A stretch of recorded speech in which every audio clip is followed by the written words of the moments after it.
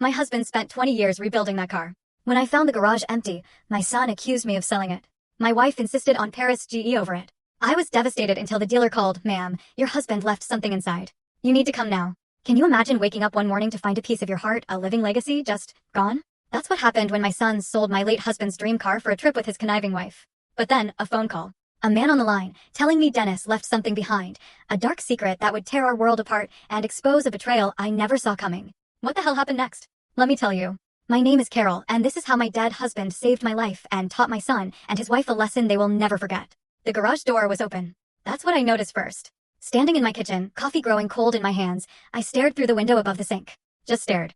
The door was rolled up, the space inside, dark, even with the morning light. Dennis never left that door open. Not once in 43 years of marriage. But Dennis was gone. 8 months now. I set the coffee down, a tremor in my hand, and walked to the back door. The spring air hit me, warm for April. The kind of morning Dennis would have been out there already, bent over that car with a rag in his hand. I crossed the yard, the cool concrete a shock under my slippers. The grass needed mowing. I kept meaning to call someone. The oil stain in the center of the garage floor was dark and familiar. 20 years of the same car in the same spot leaves a mark. But the spot was empty now. Just empty. I stood there, looking at nothing. The workbench along the back wall was exactly how Dennis left it. His tools hung on the pegboard, each one outlined in black marker so he'd know where it went. His red toolbox sat closed. His work journal lay open next to it, pages filled with his small, careful handwriting. The car was gone. My chest went tight, a sudden, sharp pain. I put my hand on the door frame and breathed. In through the nose, out through the mouth.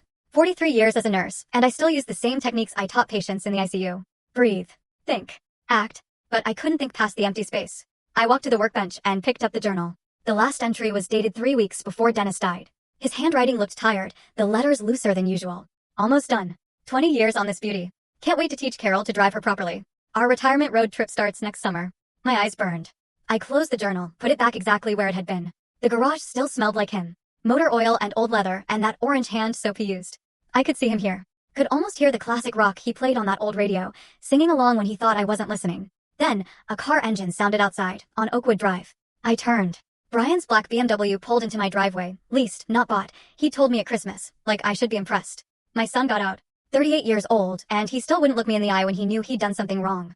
Even from across the yard, I could see it. His hunched shoulders, his full story on the channel. Link below. Click now and watch what happened next.